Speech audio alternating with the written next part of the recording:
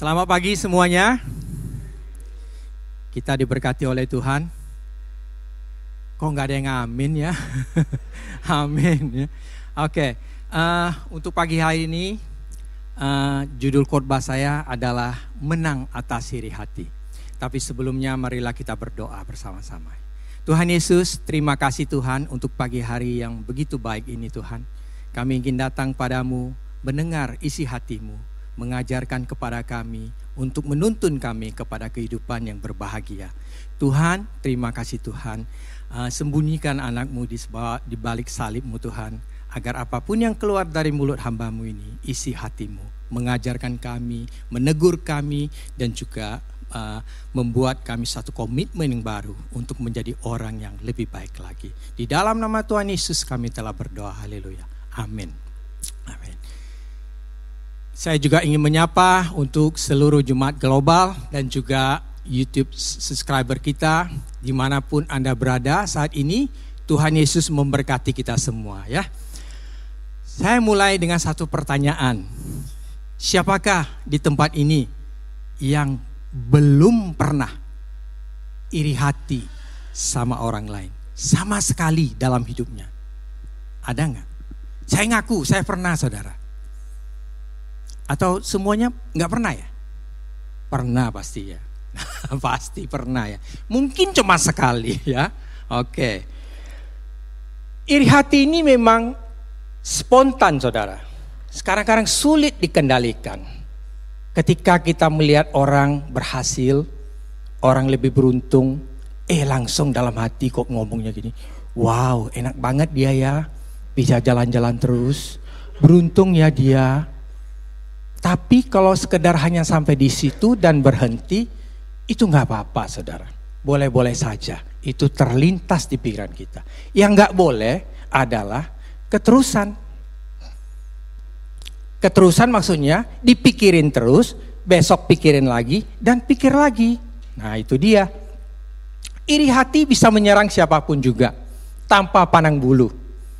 Orang percaya, orang tidak percaya, anak-anak, orang dewasa, bahkan orang yang sudah tua. Jangan pikir orang yang sudah tua lalu tidak pernah iri hati. Bisa saudara. Sebagai contoh, melihat orang yang lebih kaya, melihat orang lebih pintar, melihat kok lebih cantik ya, lebih ganteng, kok saya enggak ya. Keluarganya harmonis, waduh kok saya enggak ya. Iri hati itu apa menurut Kamus Besar Bahasa Indonesia adalah satu perasaan akibat merasa kurang senang melihat kelebihan orang lain. Ketika perasaan iri hati ini menyerang, maka harus segera diselesaikan. Bila perlu tidak boleh sampai besok saudara. Kalau sampai besok, nah itulah akan bertambah, sehaknya bertambah dan akan membahayakan. Bahkan bisa berakibat fatal. Karena iri hati ini akan dimanfaatkan oleh si iblis. 2 minggu yang lalu Om Agus mengatakan, hati kita ini bisa menjadi landasan atau runway bagi Tuhan untuk memberkati kita. Tetapi kalau kita iri hati, kita membuka runway bagi iblis untuk mendarat di dalam hidup kita. Hati-hati saudara. Akibatnya bisa fatal. Orang yang iri hati pasti akan kehilangan sukacita. Lihatlah kalau orang yang iri hati, pasti sulitnya untuk tersenyum saudara. Mukanya kayak pepaya. Apalagi kelihatan orang yang diirikan. Waduh.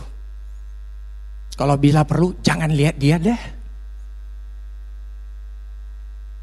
Iri hati ini merupakan dosa pertama. Saudara tahu? Lucifer. Dia iri kepada Tuhan. Kok Tuhan yang dipuji selalu. Saya dong kepingin dipuja.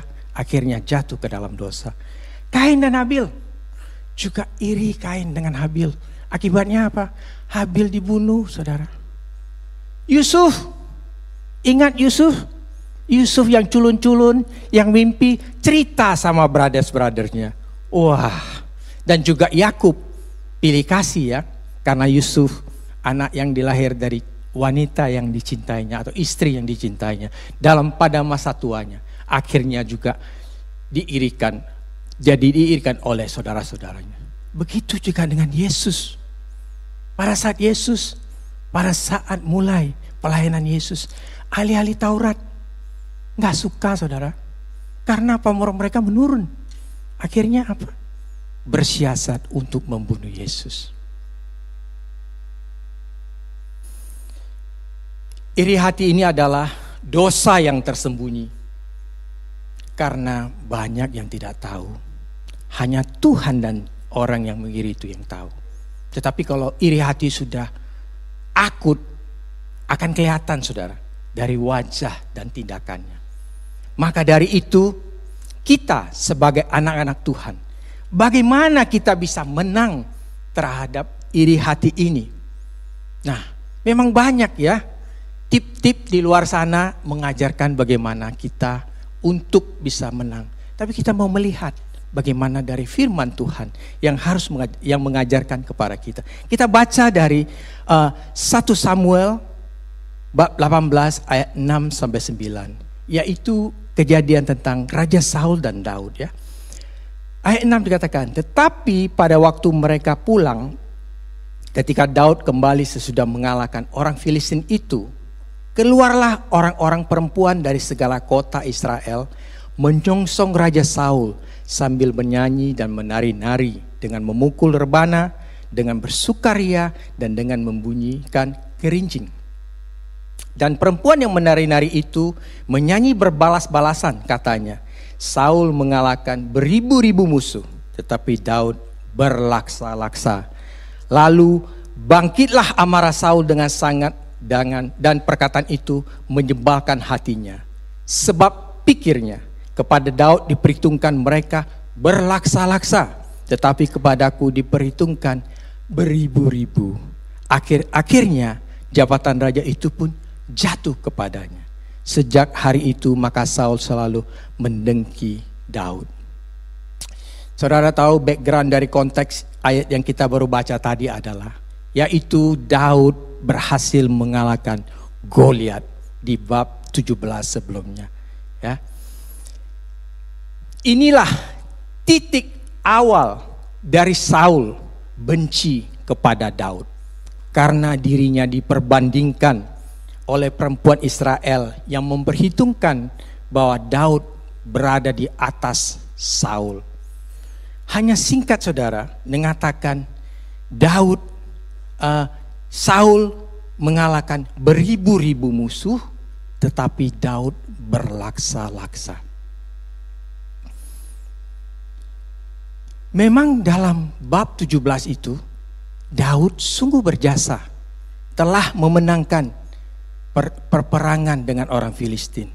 Tetapi Saul tidak bisa menerimanya, sehingga dia berniat untuk membunuh Daud. Karena diteruskan iri hatinya, saya akan menceritakan secara singkat bagaimana prosesnya ya. Dia pada saat Daud bersama-sama dia waktu dia main kecapi, dia mau tombak Daud 2 kali. Daud mengelak. Dan juga habis itu tidak selesai. Saul juga mengangkat Daud sebagai kepala pasukan prajurit 1000. Dengan tujuan apa, saudara? Supaya Daud di barisan depan dan menghadapi musuh dan dia bisa mati. Tidak habis dari situ, dia juga mengambil siasat dikala dia mau mengambil menantu, karena janjinya pada saat mengalahkan Goliat, bahwa Saul mengatakan, ambilkan saya 100 kulit katan orang Filistin. Dengan maksud supaya Daud juga mati di medan perang. Itu siasat, saudara. Tapi Daud balik dengan 200 kulit katan orang Filistin.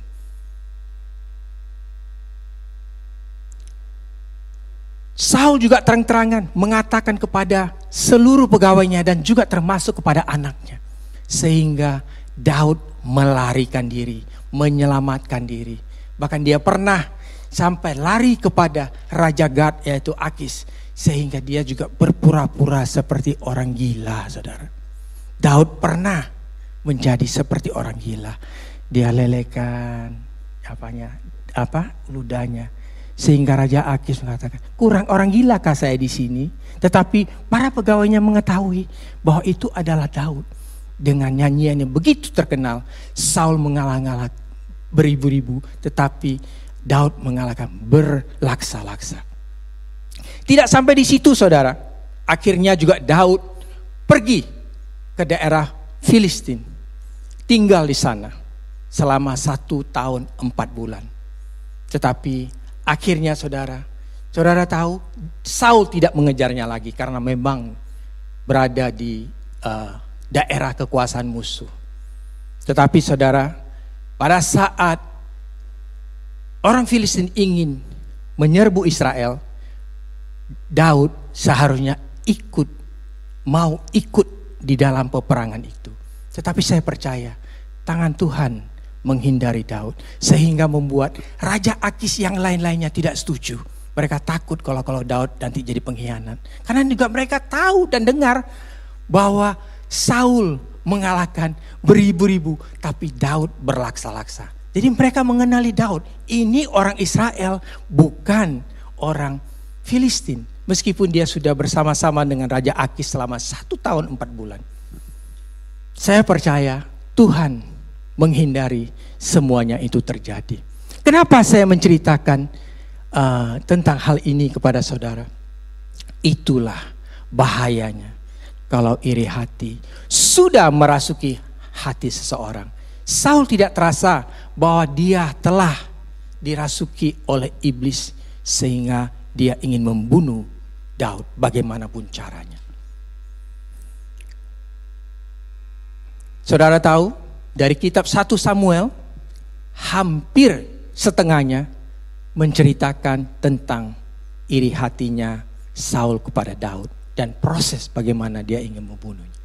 Bahkan pada saat Daud berada di Nob, ada sejumlah imam 85 orang yang tidak berdosa dibunuh karena merasa bersekongkol menolong Daud.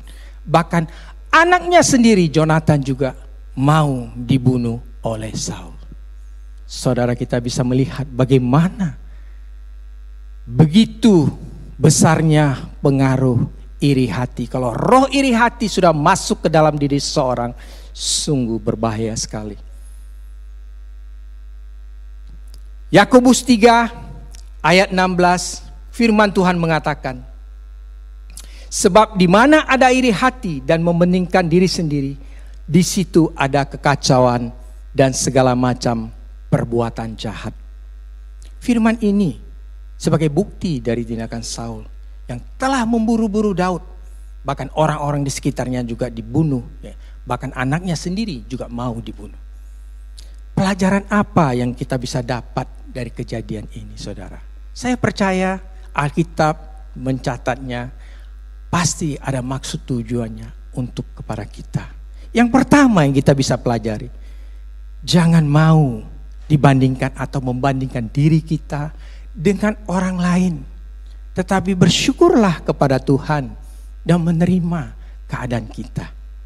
Di ayat 8 dikatakan ya, marahlah, bangkitlah amarah Saul dengan sangat, dan perkataan itu menyebalkan hatinya. Sebab pikirnya kepada Daud diperhitungkan berlaksa-laksa, tetapi kepadaku diperhitungkan beribu-ribu. Di saat Saul tidak bisa menerima kenyataan ini, membuat dia iri hati. Dia merasa kalah pamornya, saudara. Meskipun dalam kenyataannya dia masih sebagai raja Israel. Sedangkan Daud hanya dalam status pahlawan yang berhasil mengalahkan Goliat. Bahkan belum menjadi panglima tentara di dalam kerajaan Israel. Ingat saudara, Tuhan menciptakan kita secara unik dan Tuhan mempunyai tujuan untuk setiap daripada kita yang tidak bisa digantikan dengan orang lain. Sehingga kita jangan iri hati kepada orang lain yang mungkin kita anggap lebih berhasil, atau lebih kaya, atau lebih sukses, atau lebih pintar. Sebenarnya kita tidak tahu apa yang mereka alami sampai mereka bisa sampai sukses. Kita cuma tahu luarnya saja. Maka dari itu sering kita mendengar ya saudara, peribahasa yang sangat terkenal sekali, rumput tetangga selalu kelihatan lebih hijau dari rumput rumah kita sendiri. Pada umumnya ketika orang membandingkan dirinya dengan orang lain, dia selalu membandingkan dirinya dengan orang yang lebih di atas. Jarang yang mandangnya ke bawah. Selalu lihatnya, wah yo enak yo dia ya, kaya ya, sukses ya, segala macam. Tapi gak pernah melihat ke bawah bagaimana orang-orang yang posisinya berada di bawah. Contohnya dikala kita bekerja, kita merasa waduh enak ya, orang ini bisnisnya banyak, office-nya di mana-mana, kantornya di mana-mana. Kita membandingkan dengan orang yang di atas kita. Kita nggak pernah membandingkan dengan bagaimana dengan orang yang tidak punya pekerjaan. Apakah bukan kita harusnya seharusnya bersyukur kepada Tuhan karena kita masih diberi pekerjaan oleh Tuhan.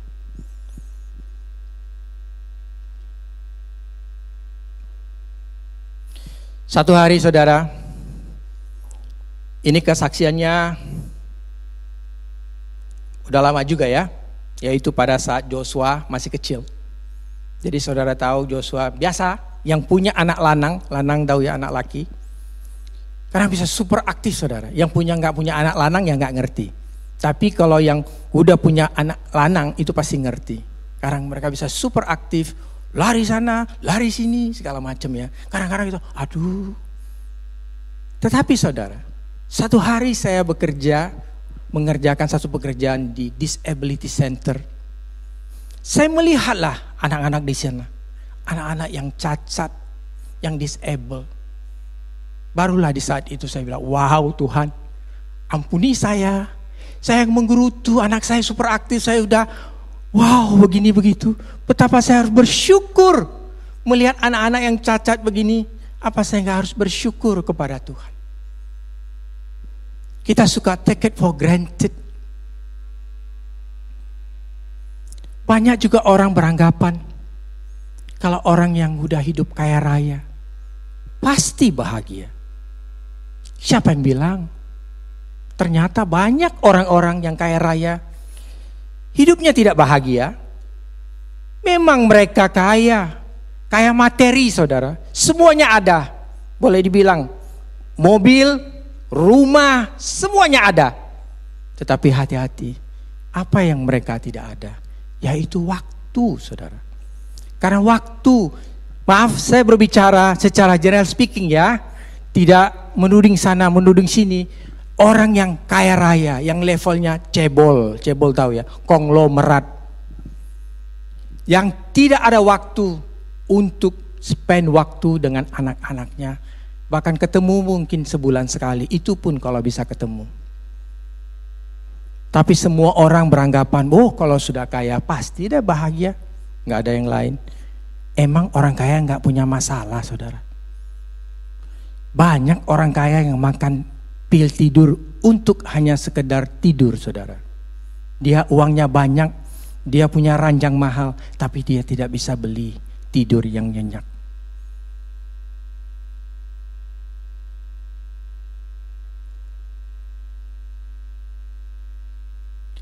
Bagaimana kita mendefinisikan? Banyak orang-orang mendefinisikan. Karena kebahagiaan itu sangat relatif. Tergantung bagaimana kita mendefinisikannya. Kalau orang yang kaya raya mendefinisikannya bahwa dia selalu ingin lagi.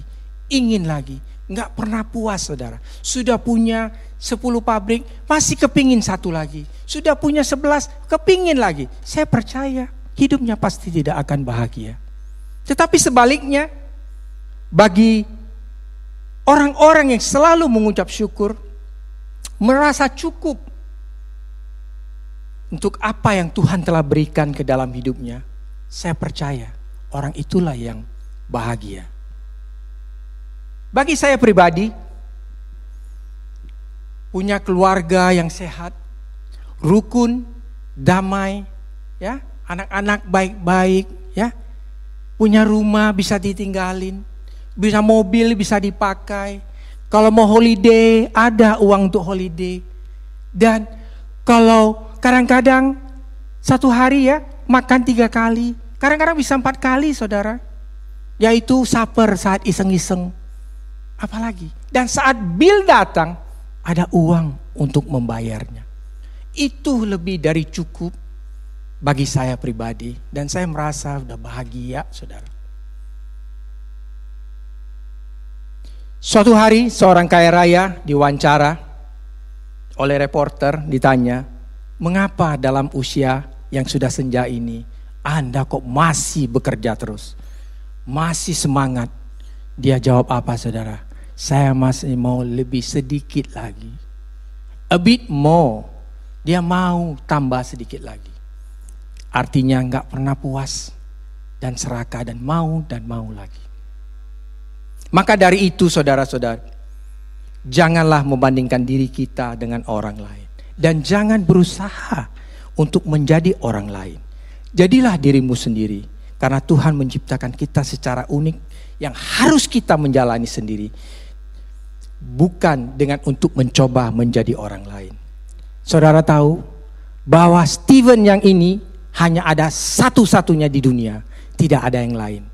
Ya, yang istri saya selalu bilang, my Steven, ya, itu namanya. Satu-satunya. Saudara diciptakan Tuhan itu special edition, nggak ada yang lain. Nggak usah berusaha menjadi orang lain. Markus nggak usah harus seperti saya. Saya juga nggak mau seperti Markus, ya. Terutama rambut botaknya. Tapi ini nyusul ini bahaya nih. Setiap orang pasti punya kesusahan dan kesenangannya sendiri-sendiri. Tidak ada manusia yang sempurna hidupnya. Kadang kita merasa kita melihat orang lain lebih enak. Orang lain melihat kita yang lebih enak. Lah, benar begitu atau salah? Karena ketika iri hati, kita mulai menyalahkan Tuhan. Sebagai contoh, kita bertanya, kok saya nggak dilahirkan di keluarga kaya? Kok saya tidak diberkati seperti dia? Kok saya tidak sepintar dia? Kok saya tidak berhikmat seperti dia? Kenapa dan kenapa dan kenapa? Semua kita bertanya kepada Tuhan. Sehingga kita bisa lost fokus kepada Tuhan. Sehingga kita lupa apa sebenarnya potensi yang Tuhan sudah berikan kepada kita. Talenta, kelebihan yang kita miliki dan kita merasa kita tidak memiliki. Karena kita iri dengan orang lain yang lebih daripada kita. Iri hati merupakan racun yang mematikan, yang secara perlahan namun pasti. Saul gagal dalam menaklukkan rasa iri hatinya kepada Daud. Seharusnya kalau Saul bisa menerima kenyataan, saya percaya bahwa mungkin itu tidak akan terjadi. Dia melihat bagaimana Daud begitu menjadi pahlawan, bahkan menjadi menantu raja, menjadi tangan kanannya yang bisa mengokohkan kerajaan Israel. Tetapi Saul karena iri hati dan dipakai oleh iblis tidak bisa melihat semua itu. Dia malah curiga dengan hal-hal yang tidak benar, yang belum tentu benar, yang belum tentu akan terjadi dalam hidupnya. Van der Laut, yaitu seorang pastor senior yang sudah almarhum tahun 2006. Dia adalah seorang editor dan kontributor Our Daily Bread USA dan juga penulis buku-buku. Salah satu bukunya yaitu Filled with the Spirit. Dia pernah mengatakan begini, iri hati dapat menghancurkan hidup. Jangan pernah menganggap enteng. Maka dari itu saudara, kita harus menanggapi iri hati ini dengan serius. Menyelesaikan secepat mungkin apabila perasaan ini menyerang kita.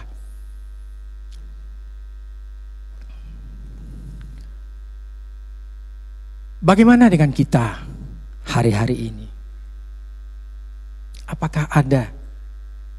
Yang saya maksud bukan yang tadi ya, yang cuma terlintas di dalam pikiran dan setelah itu habis selesai.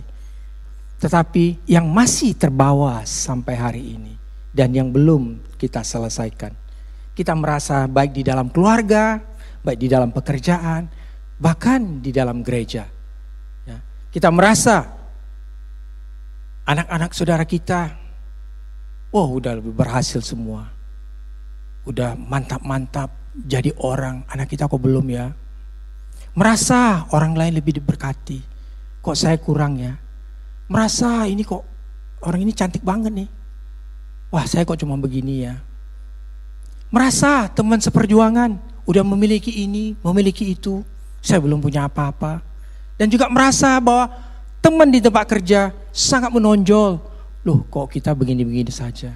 Dan juga merasa di gereja, wah pelayanannya berhasil ya, wah begini ya begitu. Saya kok biasa-biasa saja.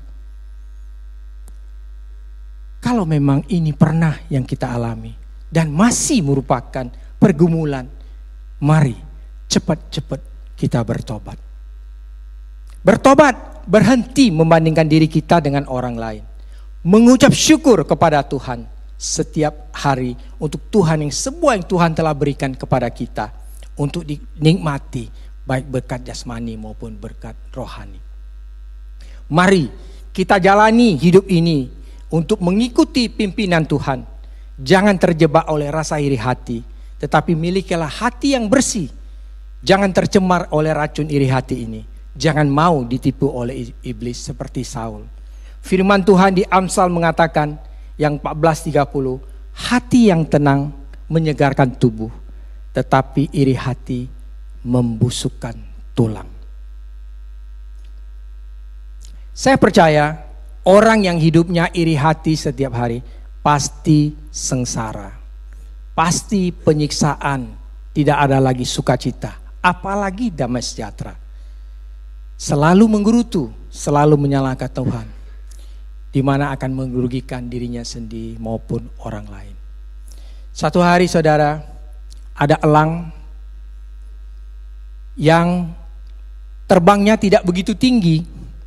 Jadi dia iri hati dengan teman-temannya yang elangnya terbangnya begitu tinggi sampai ke awan-awan. Jadi satu hari pemburu datang, lalu dia ngomong sama pemburunya, "Duh, lihat tuh elang-elang yang terbang tinggi itu. Mau nggak kamu mananya dengan burung elang itu, sehingga kamu bisa mendapatkan burung elang?"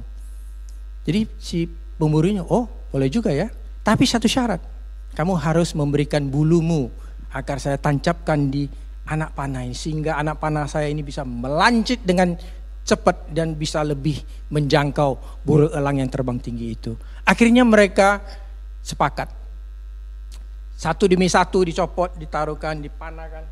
Saudara tahu kalau elang itu bahkan bisa sampai melampaui awan, ya, tinggi sekali. Alhasil tidak ada satupun elang yang jatuh. Tetapi si elang yang iri hati ini dengan saking antusiasnya mau ingin menurunkan elang itu iri, dicabutlah bulunya satu-satu terus ditempelkan ke sana. Akhirnya lama-lama dia menjadi botak, saudara, nggak ada bulunya lagi. Akhirnya sampai dia pun nggak bisa nggak bisa terbang, meskipun terbangnya tidak begitu tinggi. Kalau dia bisa terbang, pemburu juga tidak bisa menangkap dia. Tapi akhirnya elang yang sudah botak ditangkap oleh pemburu dan dibawa pulang ke rumah. Begitulah saudara, apa makna daripada ilustrasi ini? Yaitu bahwa setiap kita diberikan kemampuan masing-masing dan berbeda-beda. Kita tidak boleh iri hati dengan orang lain, ya. Kita tak boleh menggerutu. Kita akan merugikan diri kita sendiri. Sebaliknya dengan rasa syukur kita akan membawa kebahagiaan di dalam hidup. Itu poin pertama yang kita bisa pelajari. Jangan mau dibanding-bandingkan dan jangan mau membandingkan diri kita dengan orang lain. Yang poin kedua, yaitu jangan paranoid, tetapi fokus kepada panggilan hidup kita yang tertinggi.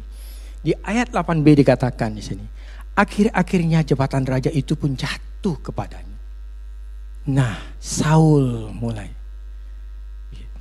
paranoid. Apa paranoid? Yaitu merasa curiga yang berlebihan. Jangan-jangannya takut, tidak secure. Dia merasa orang akan merebut kedudukannya, merasa orang akan berbuat jahat kepada mereka. Sehingga Saul merasa pamor Daud semakin naik. Ini ancaman. Karena dia melihat penyertaan Tuhan dalam hidupnya.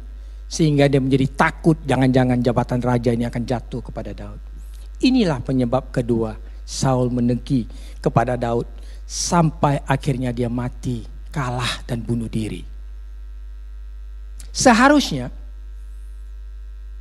pada saat Daud mempunyai kesempatan membunuh Saul, kalau Saul bisa, karena hatinya itu telah dikelabui dengan iri hati yang begitu mendalam. Seharusnya pada saat itu dia melihat Daud melepaskan Saul, padahal dia ada kesempatan untuk membunuh Saul. Bukankah itu menandakan bahwa paranoidnya salah? Seharusnya pada saat itu dia sudah harus bertobat. Itu membuktikan bahwa itu adalah kecurigaan. Itu adalah kecemburuan yang luar biasa, yang merasa takut dan merasa khawatir. Paranoid ini adalah merupakan seperti minyak tanah yang ditaruhkan di dalam api unggun. Siapa yang di sini sering kemah ya, camping? Ya, api unggun kita sering ya siram minyak tanah. Waktu saat disiramkan, ya, begitulah paranoid itu terhadap iri hati. Itu suka dimanfaatkan oleh iblis untuk menyerang kita, agar kita berbuat dosa. Firman Tuhan di dalam Filipi 4 ayat 8 berkata begini, saudara. Jadi akhirnya saudara-saudara, semua yang benar, semua yang mulia, semua yang adil, semua yang suci, semua yang manis, semua yang sedap didengar, semua yang disebut kebajikan dan patut dipuji, pikirkanlah semua itu. Firman Tuhan ini mengajarkan kita untuk tidak memikirkan hal-hal yang negatif, tetapi yang positif. Bahkan disuruh memikirkan sesuatu yang baik, sukacita, bahkan damai sejahtera, sehingga kita tidak mudah paranoid, tetapi kita tetap fokus kepada Tuhan, panggilan Tuhan dalam hidup kita. Di dalam Roma 12 ayat 5 juga firman Tuhan mengajarkan, bersukacitalah dengan orang yang bersukacita dan menangislah dengan orang yang menangis. Firman Tuhan ini mengajarkan untuk supaya kita punya hati yang tulus. Jangan justru sebaliknya, seperti yang terkenal kita dengar, senang lihat orang susah, susah lihat orang senang. Mari kita hindari itu, saudara. Saya percaya belajar untuk kita ya benar-benar bersukacita atas keberhasilan orang lain dengan tulus, karena memang itulah jalan yang Tuhan berikan untuk dia jalani. Jangan iri hati. Ada waktunya untuk kita, percayalah. Ya. Mari kita menyadari dan menerima dengan sepenuhnya bahwa ada hal-hal yang sudah menjadi gift atau pemberian Tuhan yang merupakan hak prerogatif Tuhan yang kita tidak bisa pilih. Contohnya, mau lahir di mana? Emang saudara bisa pilih mau lahir di mana? Gak bisa, saudara. Mau lahir di ras apa? Gak bisa, saudara.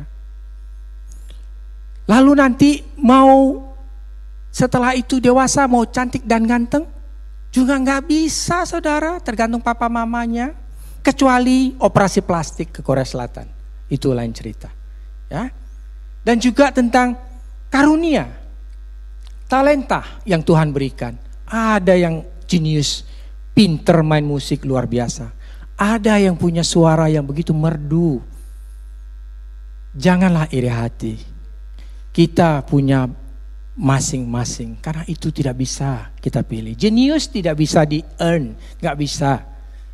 Saudara mau belajar sampai apa? Sampai orang jadi orang pinter, gak bisa jadi jenius. Karena jenius itu adalah pemberian, gift dari Tuhan. Saya percaya begitu juga dengan berkat materi yang Tuhan telah alokasikan buat kita masing-masing. Percayalah saudara, kita ini berkat itu sudah dialokasikan masing-masing kepada kita. Jangan iri kepada orang yang mendapat lebih. Ya, kalau memang berkat itu untuk kita, percayalah, nggak dikejar juga datang, saudara. Nggak dikejar juga datang. Karena memang dari awalnya Tuhan sudah alokasikan. Ini buat Steven, bukan buat orang lain. Ya, jangan berusaha untuk melakukan hal-hal yang tidak benar. Saya percaya kalau saudara berusaha untuk melakukan dengan cara yang tidak benar, dengan cara merebut atau sebagainya, pasti berkat itu akan lari daripadamu dengan cara yang lain. Sebagai contoh, mungkin ada di tempat kerja, serakahnya minta ampun, kepingin shift banyak sekali ya. Kepinginnya dia terus yang dapat, orang lain gak perlu makan. Pokoknya saya mau makan terus. Lalu menjelek-jelekkan temannya kepada bos atau kepada manajer. Setelah mendapatkan shift, karena double shift atau karena terlalu banyak kerja, kan capek saudara. Pulang-pulang nyetir bawa mobil atau bawa motor, ya kecelakaan. Ini contoh ya, kecelakaan. Biaya yang dikeluarkan lebih besar daripada gaji yang dia terima. Itu contoh saudara. Itu berarti memang berkat itu bukan buat kamu, tapi buat orang lain. Marilah kita berbagi berkat kepada orang lain. Jangan iri hati. Ya. William Berkeley yang sudah almarhum tahun 1978, dia adalah seorang teologian dari Skotlandia dan juga seorang penulis di komentari Perjanjian Baru mengatakan, iri hati itu adalah sebuah dosa yang punya konsekuensi yang luas. Jika berhubungan dengan uang, ia akan menuntun kepada pencurian. Jika itu berhubungan dengan kedudukan, ia akan menuntun kepada ambisi yang jahat. Jika itu terkait dengan keinginan untuk memiliki seseorang, ia akan menyeret kepada dosa seksual. Jangan enteng iri hati saudara ya. Mari, kalau kita hari-hari ini kita masih merasa pernah atau paranoid, sibuk dengan ketakutan, sehingga kita tidak fokus. Mari kita bertobat hari ini. Fokus kepada Tuhan. Apa yang Tuhan telah berikan kepada kita untuk kita lakukan. Fokus kepadanya. Jalankan tugas kita. Tugas itulah yang Tuhan akan berikan kepada kita. Tidak bisa digantikan dengan orang lain. Ya, saya ambil kepada kesimpulan. Bagaimana kita bisa menang terhadap iri hati ini? Yang pertama, jangan mau dibandingkan dan membandingkan diri kita dengan orang lain. Tetapi selalulah mengucap syukur kepada Tuhan untuk apa yang Tuhan telah berikan kepada kita. Yang kedua, jangan paranoid dengan orang-orang di sekitar kita. Tetapi fokus kepada Tuhan. Fokus kepada apa panggilan hidup kita yang tertinggi yang Tuhan telah tetapkan dalam hidup kita. Saya percaya hidup kita akan berbahagia. Tuhan memberkati. Kita berdoa. Tuhan Yesus, terima kasih Tuhan untuk firman-Mu hari ini yang mengajarkan kami bagaimana kami bisa mengalahkan iri hati sehingga kami tidak dicemari oleh racun yang mematikan dari si iblis, tidak terjebak oleh permainannya, sehingga kami tidak bisa melihat bagaimana Tuhan ingin memakai hidup kami, sehingga kami harus fokus kepada Engkau Tuhan. Tuhan Yesus, mampukan kami agar kami bisa bertobat, kami menyelesaikannya dengan baik. Bersyukur setiap hari kepada Tuhan untuk apa yang Tuhan telah berikan. Dan jalankan semuanya yang Tuhan telah berikan kepada kita. Tugas pelayanan apa yang Tuhan telah berikan kepada kita. Di dalam nama Tuhan Yesus, kami telah berdoa dan mengucap syukur. Haleluya. Amin.